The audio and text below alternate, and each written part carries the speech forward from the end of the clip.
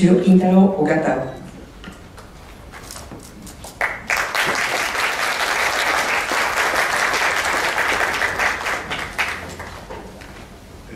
Merci, Monsieur le Président. Mesdames et Messieurs les officiels, Mesdames et Messieurs, tout d'abord, je voudrais exprimer à la société et je voudrais exprimer toute ma gratitude à la Société japonaise du didactique du français pour me donner cette occasion bien précieuse de m'exprimer devant vous. Je crois que c'est la première fois qu'un député japonais de l'Assemblée nationale japonaise s'exprime en français devant des spécialistes de cette langue. Aujourd'hui, bien sûr, je me sens très tendu. Plus tendu que quand je fais un discours dans la tribune en séance plénière de l'Assemblée. Beaucoup plus tendu que quand je fais un débat très vif, plutôt féroce, avec le Premier ministre Shinzo Abe. Avant d'entrer dans les sujets que j'ai élaborés, permettez-moi de me présenter. Je m'appelle Ogata. C'est mon deuxième mandat de député à la Chambre basse. Je suis ligne, appartenant à l'opposition. Je suis né dans la ville de Kitakyushu, département de Fukuoka, où j'habite toujours, dont je suis élu à l'Assemblée. Ma première rencontre avec le français ne date pas de l'université. Ma deuxième langue étrangère n'était pas le français. Ma deuxième langue étrangère, c'était l'allemand, que j'ai complètement oublié. Je ne me souviens pas pourquoi j'ai choisi l'allemand. De toute façon, ce qui est sûr maintenant, c'est que ich kann nicht Deutsch sprechen. Juste après avoir réussi le concours d'entrée du ministère des Affaires étrangères à l'âge de 20 ans, le ministère m'a donné une mission qui a bouleversé toute ma vie. Apprendre le français pour ma spécialité. Soudainement, j'ai été obligé d'entrer dans la French School du ministère. Je dois avouer, à cette époque, je n'avais aucune notion de cette langue. Quand j'ai expliqué à ma mère que je serais affecté en France 2 ans plus tard, ma mère m'a dit avec fierté, oui, tu connais la France. C'est un pays en forme de chaussette. Elle parlait de l'Italie. Je me rappelle que j'ai été confronté à la prononciation de R. R. Essayer de prononcer R était déjà étouffant. Les muscles de notre bouche ne sont pas adaptés à cette prononciation. Notamment, heureux ne sonnait pas comme happy en anglais. Non. Mais 20 ans après le début de mes études, j'ai conclu que la prononciation la plus difficile pour la plupart des Japonais, c'est au vu. Cette U n'existe pas en japonais et ce n'est pas E de Ayueo en japonais, non. Très souvent, le mot toujours ne peut pas correctement prononcer par les Japonais. À mes oreilles, ils prononcent inconsciemment Tejer. Tejer. J'ai eu la chance d'aller en France au titre de stagiaire du gouvernement entre 1995 et 1997 pour approfondir mon français et également pour me familiariser avec le pays. Franchement parlant, j'étais nul au début. J'étais nul.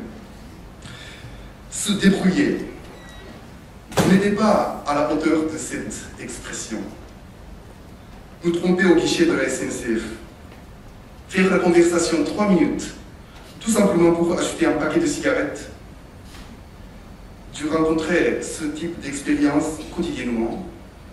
Au fur et à mesure, quand même, j'ai pu me débrouiller de plus en plus dans la vie quotidienne, mais pas à l'université. Durant ma première année en France, j'étais inscrit à l'université de Franche-Comté, à Besançon. J'adore cette ville, même maintenant, notamment la citadelle. La citadelle de cette ville, dont le projet d'architecture a été dessiné par Jean-Sébastien de Presbourg, a été inscrite dans la liste du patrimoine mondial de l'UNESCO. Je souhaite que ce titre de patrimoine mondial attirera plus de voyageurs japonais qui sont généralement des World Heritage Mania. À cela s'ajoute que cette ville était très renommée au Japon par le fait que Seiji Ozawa, le grand chef d'orchestre, a remporté le premier prix au concours de Besançon, qui a marqué ses débuts sur la scène musicale. En ce qui me concerne, contrairement à Seiji Ozawa, je n'ai pas pu décrocher mon diplôme à l'université et à la faculté de l'économie. Parce que j'avais compris que 30 ou 40% des cours d'économie. Mon ambition initiale est très audacieuse, mais le résultat était très timide. Pour la seconde année de mes études en France, j'ai choisi une autre ville, complètement différente. Lille, dans le département du Nord. Cette fois, mon niveau de français s'est amélioré par rapport à la première année, mais pas suffisamment pour suivre des cours à l'université. Ce qui veut dire que je ne possède pas de diplôme universitaire français en fin de compte. Aujourd'hui, je suis vraiment désolé face à vous, que moi, sans diplôme en France, fasse le fanfaron en parlant en français. Après 2 ans d'études en France, le ministère m'a affecté au Sénégal, cette fois pour travailler à l'ambassade du Japon comme secrétaire. Nous pouvons vivre en France sans savoir parler le français. Parce que la France est un pays modernisé et tout le système est bien aménagé. Mais en Afrique, non. C'est au Sénégal que mon français s'est suffisamment amélioré au point que je puisse travailler en tant que diplomate, que je puisse m'exprimer comme je veux, que je puisse avoir des débats, de temps en temps des querelles avec les fonctionnaires sénégalais et maliens. Monsieur le Président, si je continue de parler de mon parcours, j'épuiserai tout le temps qui m'est imparti. Je dois donc entrer dans le vif du sujet. Je suis au cœur de la politique japonaise. Je vois tous les événements de très près, mais de temps en temps, je m'efforce de prendre de la distance avec les affaires quotidiennes et banales de l'Assemblée, ce qui me permet de faire la comparaison sincère et objective avec les autres pays, tels que la France. Ces derniers jours, nous discutons de la répartition des circonscriptions électorales. On dit Ipyonkaksa en japonais. La Cour suprême exige toujours de rendre la valeur d'un vote équitable.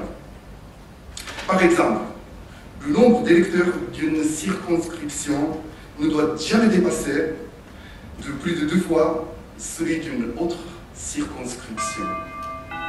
Vous comprenez? Ce qui est le principe pour fixer la carte électorale. Soit dans les élections de l'Assemblée nationale, soit dans celle du Sénat, existe cette exigence juridique à laquelle nous, députés et sénateurs, sommes soumis.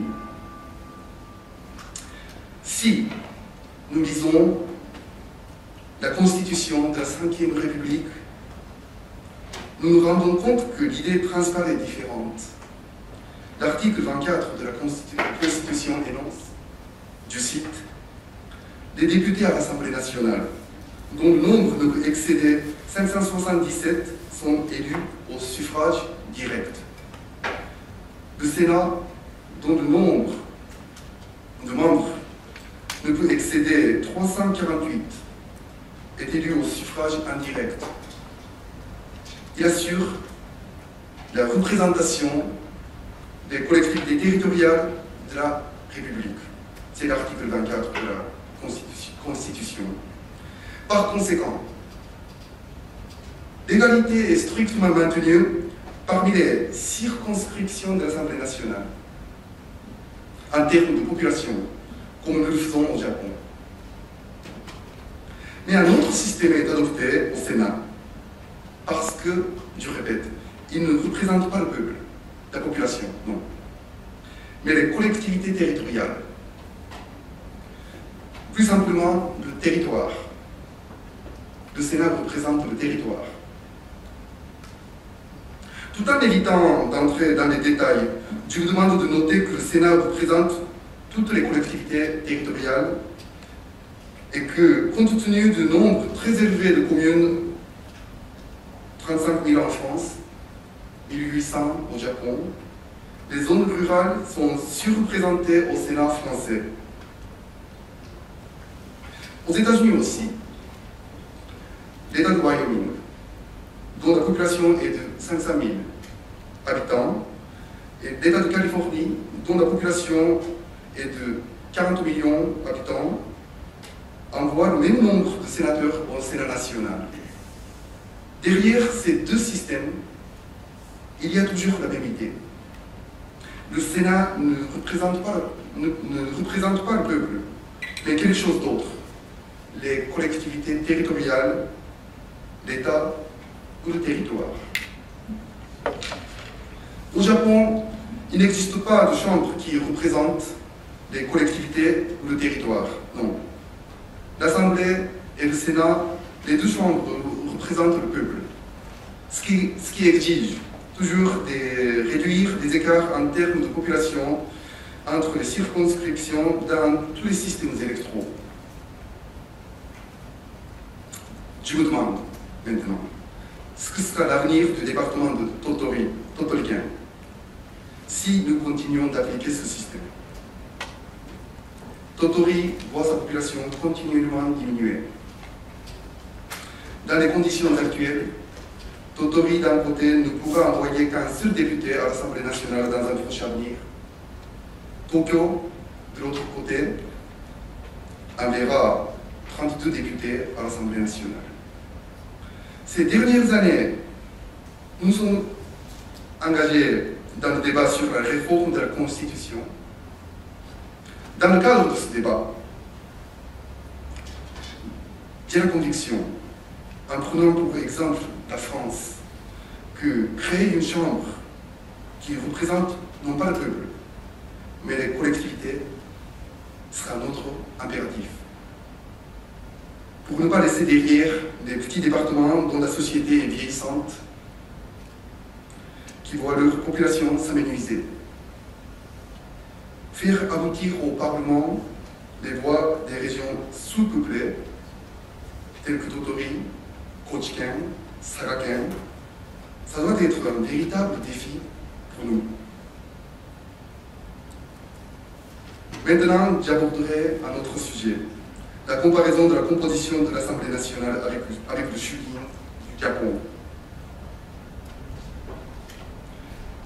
Le système, le style est le même. L'hémicycle. Quand nous voyons cet hémicycle depuis la place du président, il y a les républicains à droite, les socialistes et les communistes à gauche. C'est le cas en France. Ce qui est à l'origine de la distinction entre droite et la gauche. Au Japon, le paysage est le même en apparence. La Jiminto à droite, Minshinto à gauche. Nous sommes inclinés à croire que la même distinction s'applique au Japon, ce qui n'est pourtant pas vrai. En 2004, le Minshinto, qui s'était positionné à gauche jusque-là, a remporté une victoire écrasante aux élections générales et a accédé au pouvoir. Le Minshinto a fait un grand déménagement pour s'installer à droite à l'Assemblée. Vous pouvez constater maintenant que être à droite ne signifie pas croire aux idéaux de la gauche, de la droite, je suis désolé. Je répète, être à droite ne signifie pas croire aux idéaux de la droite, non. Mais tout simplement être dans la majorité. Mon fauteuil se situe maintenant à gauche, parce que je suis dans l'opposition. J'ai envie de faire un très grand déménagement après les prochaines législatives. Plus sérieusement, je me demande si ce phénomène affecte notre mentalité ou non. Franchement parlant, la distinction entre droite et gauche est très floue au Japon. Il y a des députés du Jiminto très gauchistes. Aussi des députés du Minshinto très droitistes, de temps en temps réactionnaires. Le seul critère est, si vous êtes dans la majorité, vous serez à droite. Si vous perdez les législatives, vous serez à gauche. C'est une des raisons pour lesquelles vous avez des difficultés à comprendre la politique japonaise.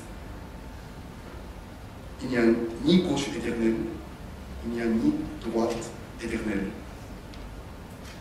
En ce qui concerne ce positionnement à l'Assemblée, je vais mettre un autre phénomène en question, la notion de surenchère. Cette notion a été proposée pour la première fois par le politologue et professeur de droit constitutionnel français, Maurice Duverger. Il a trouvé une tendance très intéressante dans l'histoire de l'Assemblée nationale française. Très souvent, en France, notamment dans la 3e et la 4e République, un homme politique ou un parti commence sa carrière à l'extrême gauche. Au fur et à mesure qu'un autre homme politique ou un autre parti plus à gauche surgit, ceux qui sont en place sont poussés vers le centre et la droite. Le professeur Duverger a nommé ce mouvement surenchère. Un homme politique est typique de cette théorie, Giorgio Clemenceau. Au début de sa carrière politique, il a adhéré à un mouvement très radical à l'extrême gauche. Durant sa longue carrière, il n'a pas pu s'échapper du piège ou de la tentation de la surenchère. Enfin, lorsqu'il a participé à la conférence de paix, une conférence de la paix à Paris 1919, en tant que président de la République, il s'est déjà complètement converti à droite, en demandant de lourdes indemnités aux Allemands. Ce phénomène peut toujours être trouvé dans les partis politiques. À la fin de la 3e République, il y avait des partis très conservateurs qui se disaient radicaux ou progressistes. Ils étaient nés à gauche. Mais de nouveaux partis plus à gauche les ont poussés vers la droite jusqu'à ce qu'ils deviennent finalement conservateurs. Il me paraît que cette surenchère est très aiguisée en France et aux États-Unis. Cette fois, cette surenchère surgit pas uniquement de l'extrême gauche, mais aussi de la droite. En France, le Parti socialiste ne paraît plus en position de représenter les idéaux de gauche. Poussé par les nouveaux partis très gauchistes qui s'enveniment toujours. Quand il s'agit de M. Jean-Luc Mélenchon, il a incarné la gauche avec succès lors de l'élection présidentielle. Nous suivrons un monde dont la plupart des arguments ne se différencient pas à ceux de M. Mélenchon.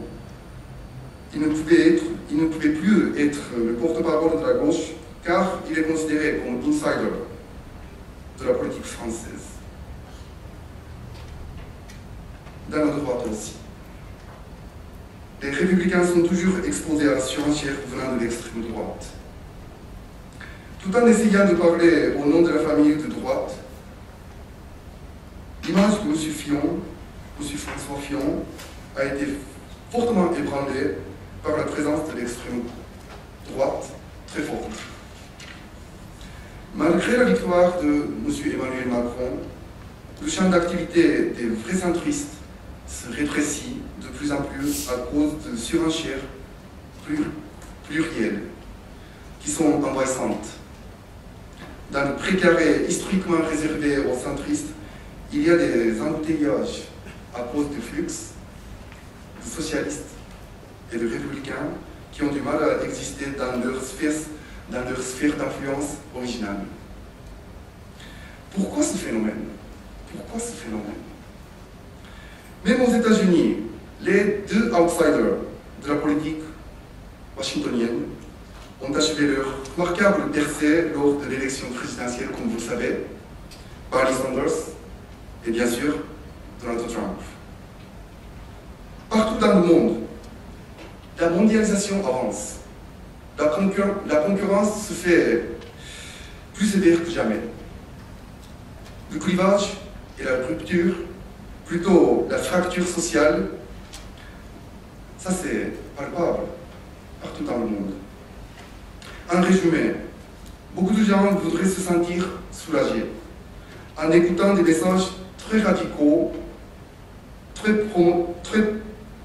prometteurs, très populistes, très opportunistes, très palliatifs. Ils ne doutent pas, en détournant les yeux de la réalité, que ces messages ne soient réalisables. Penser des cicatrices, pallier des douleurs pour une période très limitée, cela leur suffirait. L'envie d'écouter un message qui soulage, même s'il est extravagant, est en train de dépasser la raison. La raison, on s'en moque. J'ai l'impression que ce sentiment se propage dans le monde. Le Japon est un pays sans extrême gauche ni extrême droite politiquement forte. Mais j'entends quotidiennement leur bruit de pas. Le moins que je puisse dire aujourd'hui, c'est que les centristes ont du mal à déployer leurs arguments modérés. Parce que très peu de gens les apprécient. La tendance est la même qu'en France et aux États-Unis. Compte tenu des difficultés quotidiennes et de la rupture et la fracture sociale, un message expédiant prévaut sans message modéré. La différence entre la France et le Japon est très simple. Jusqu'ici, il n'y avait pas de mouvement politique suffisamment habile pour attirer des électeurs à l'échelle nationale au Japon. C'est tout. Monsieur le Président, permettez-moi de toucher un peu à la diplomatie. Sur le plan international et diplomatique, quoi qu'on dise, quoi qu'on fasse, le Japon, en l'état actuel, ne peut et ne pourra pas dépasser la France, j'en suis sûr. J'en suis sûr. C'est parce que le Japon n'est pas membre permanent du Conseil de sécurité des Nations Unies. C'est tout. Il n'y a rien à ajouter. Supposons que la France ne soit pas dans le Conseil de sécurité de l'ONU, la communauté internationale n'aurait pas payé autant de considération à la France. Non. Pragmatique ou idéaliste, interventionniste ou pacifiste, il y a toujours plus d'options pour la France que pour le Japon, parce que la France, je répète, membre du Conseil de sécurité. Quand il s'agit de parler de la diplomatie japonaise, nous faisons allusion à la contrainte constitutionnelle, à l'article 9 qui interdit l'usage de la force pour régler des différends et une crise internationale. Dans le cadre de la réforme de notre Constitution, le débat est très vif en ce moment même pour abroger, neutraliser ou réviser cet article. Néanmoins, le Japon a déjà suffisamment élargi son champ d'activité sur la scène internationale jusqu'ici, au point que même après une éventuelle réforme de l'article 9, nous ne pourrons pas en faire beaucoup plus si nous n'avons pas la carte d'entrée au Conseil de sécurité. Si nous ne sommes pas au centre de decision-making international, le droit de légitime défense collective, tel que nous l'avions introduit dans le système juridique il y a 10 ans, ne servira que très peu pour élargir notre rôle international. Le siège permanent au Conseil de sécurité est si primordial qu'il y a des convoitises partout dans le monde, notamment de la part du Japon, de l'Inde, du Brésil et de l'Allemagne. Ces 4 pays ont leurs propres obstacles respectifs qui font barrage. Le Japon et la Corée du Nord, l'Inde et le Pakistan, le Brésil, l'Argentine, l'Allemagne, l'Italie. En ce qui me concerne, je me suis employé avec force pour l'accession du Japon comme membre permanent du Conseil au début de ma carrière au ministère des Affaires étrangères. À cette époque, le gouvernement du président Chirac a lancé un programme destiné à encourager des exportations vers le Japon, intitulé « Le Japon, c'est possible ». À cette époque-là, je me suis dit, en parodiant, le Japon au Conseil de sécurité, c'est possible. Mais ces dernières années, je tends à me résigner en ne renonçant toutefois pas à cette possibilité complètement. Je commence à me demander comment faire pour élargir notre présence, notre rôle international sans passer par le Conseil de sécurité. Il se peut qu'il soit temps de viser un autre. Le Japon, c'est possible. Je dois approfondir davantage ma propre réflexion sur notre rôle dans la communauté internationale. Si nous pouvons imiter la manière dont les Français, les Russes, les Américains, les Chinois et les Britanniques voient les affaires internationales, imitons-la. Mais je sais que ce n'est pas le cas pour nous.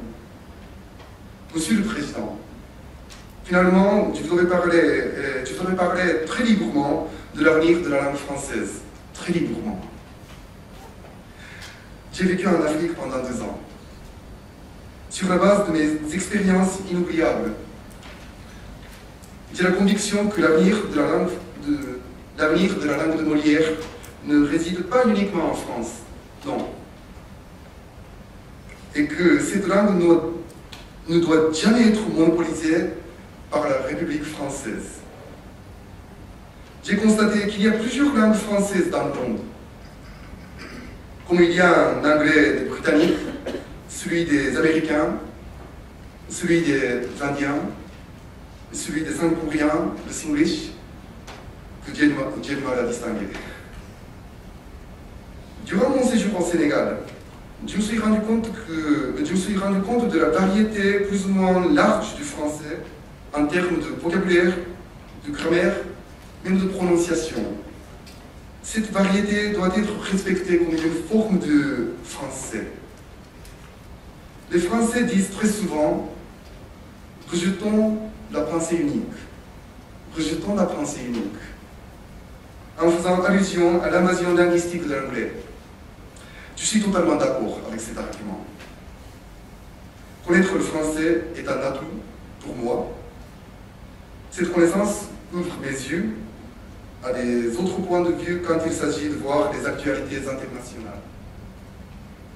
Lire uniquement des journaux britanniques et américains ne suffit pas pour comprendre correctement ce qui se passe actuellement sur cette planète.